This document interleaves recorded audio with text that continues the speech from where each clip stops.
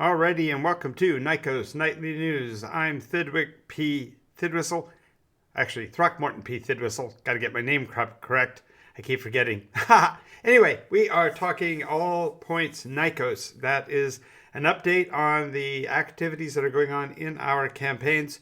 We are running currently 6 campaigns across the world of Nycos, and we will be updating you on the activities of each of them. And we're going to be starting in the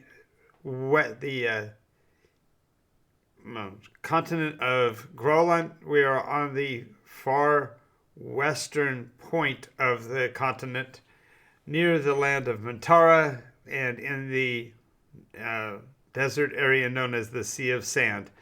There appears to be a contingent of Imperial forces.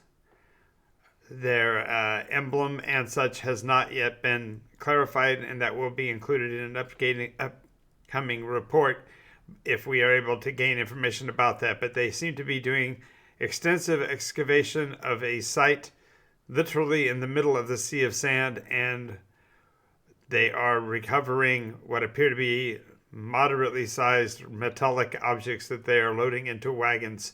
More information will be available on this as we get that information. It's important to note that this operation in the Sea of Sand is only a couple of weeks away from the village of Flo and the defense site of the Luthanen at the fortress known as Patroclus. So more information will be coming as we move further to that direction.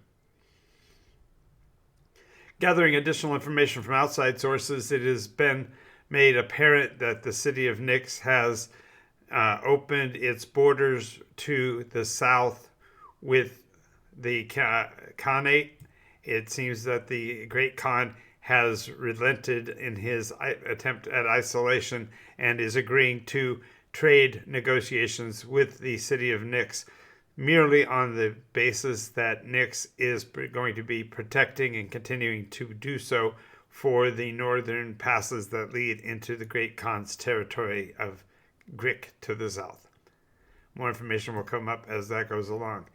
It is apparent also that the city of Nexus has been in trade negotiations as well, and not only with the surface forces, but has been apparently making arrangements to start trade negotiations with the Mir from the kingdoms of the far south. So that will be an interesting transition, and there will be more curiosities, I'm sure, to be brought up when that's mentioned, perhaps a bit later in the war. As an interesting note, I have mentioned before, this is the first world war establishing itself here in the world of Nycos. And that, given that we have been playing this campaign with a roughly 7-year cycle, and we have cycled through 8 full times, for this to be the first war, that is saying something. There have been conflicts, certainly. There have even been some internecine fighting between neighbors and such, and even to the point of several invasions.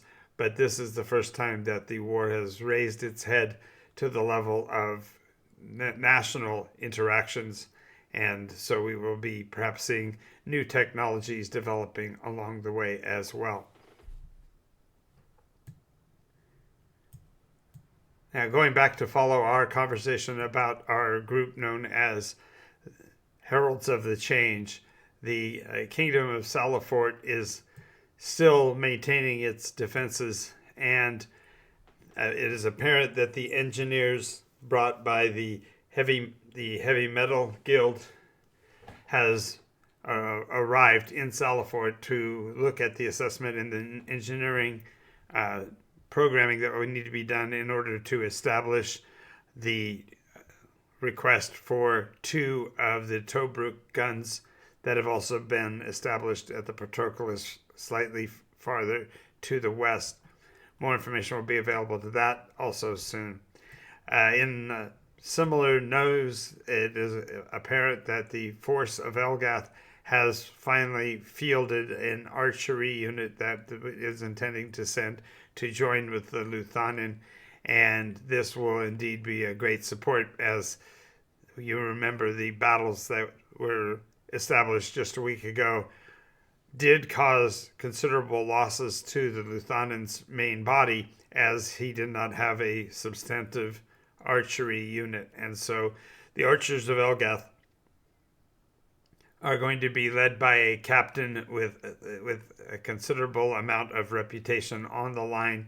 Sir Gareth Warwick is actually bringing this archery unit to join with the Luthhanen, and is currently departing from Elgath within this week. More information will come from that.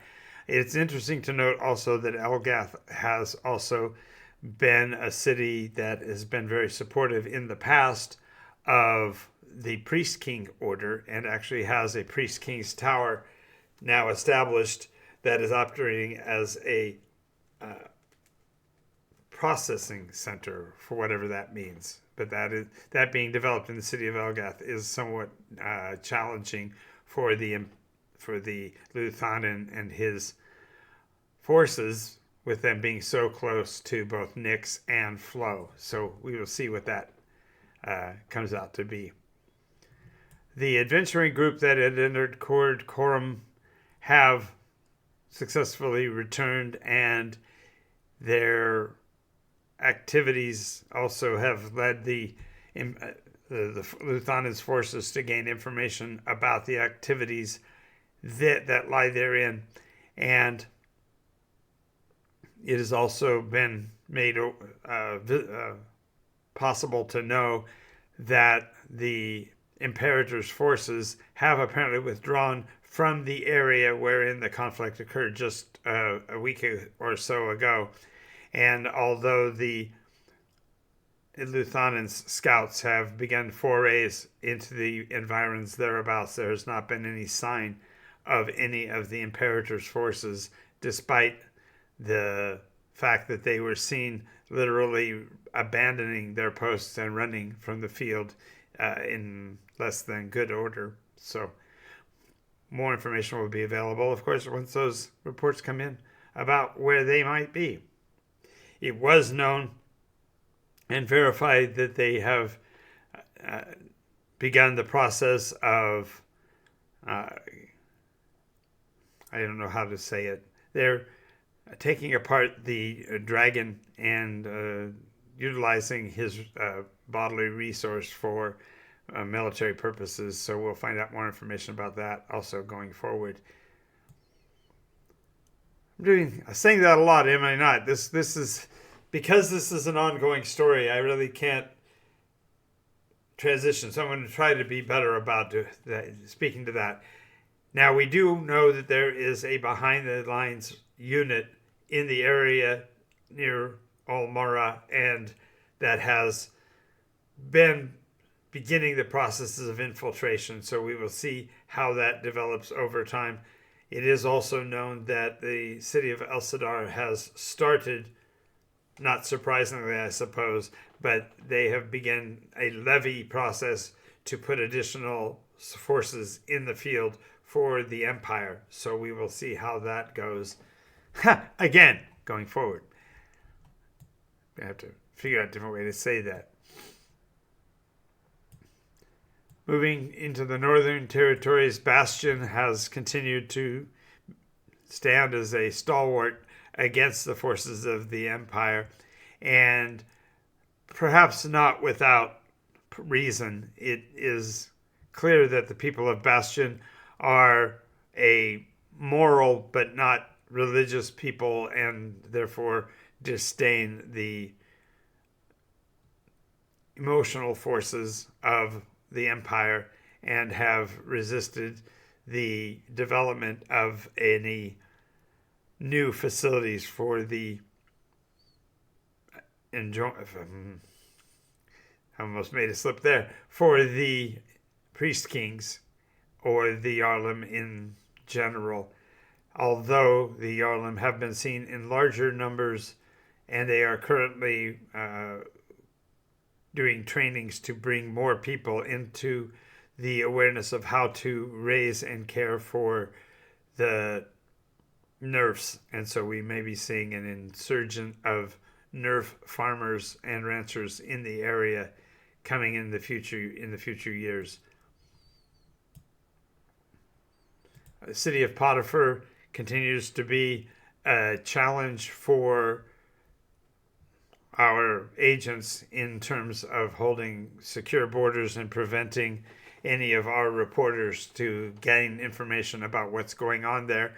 But it is apparently a odd location, as they seem to also be supportive of the Church of the why am I having trouble with names today?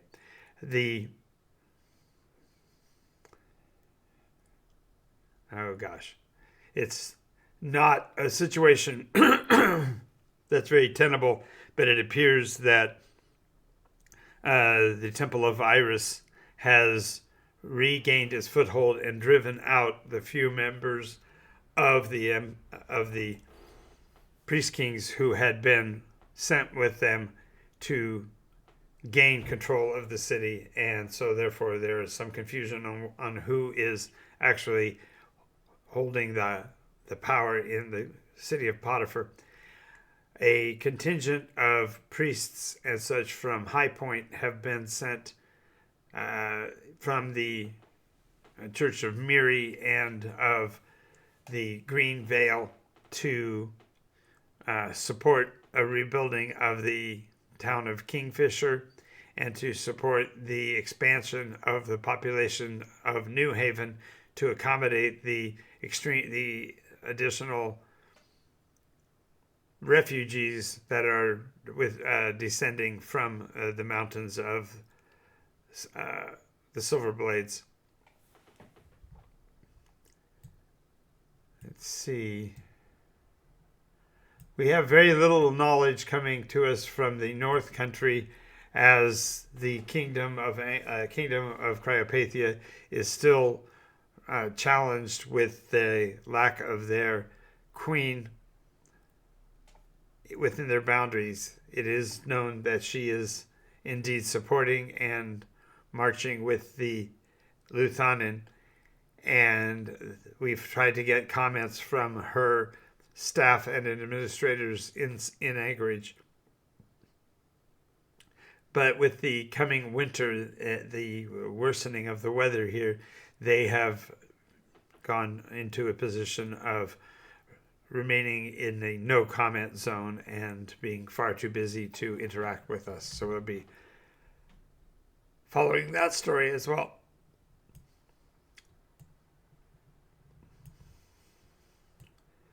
Finally, I'm going to talk about a group that has been out of action for several weeks. It appears that they have returned safely from Candle's Keep and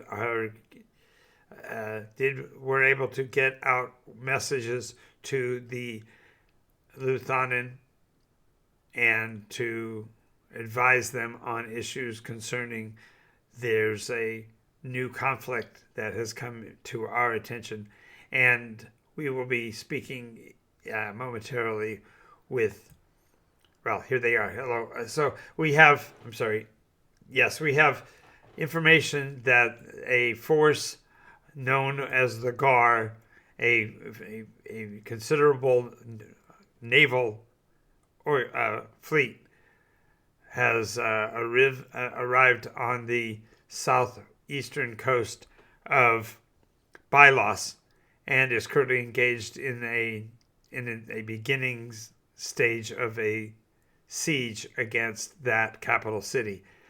The number of personnel that the GAR have brought with them is in excess of 4,000 and have amassed along the borders of Bylos with the intent of bringing the city into compliance. They have laid claim to the entire continent of Yalom and are utilizing some form of documentation to hold their claim. they appear to be some alternate species from a community to the south who apparently are having direct dealings with the mirror. And so more information will become available once we get an additional opportunity to speak with our mirror personnel who have not been at the games for the last couple of weeks. So we'll be looking for more information for you on that. That really will cover what I had in terms of the report for this week. We may have additional information.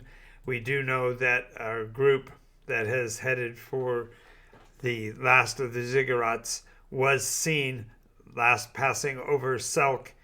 Unfortunately, shortly after their passage across Selk, Selk itself was thrown into chaos by a rare early winter storm that socked in the location and caused great high winds and considerable tidal influences in the region, thereby cutting off any of the trade that would normally pass through Selk.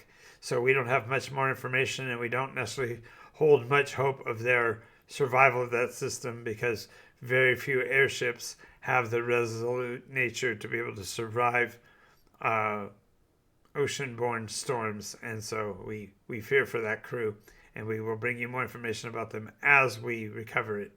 So I want to thank you again for being here tonight. I'm Jonathan Albin. This is Nycos Nightly News, and we will talk to you again soon.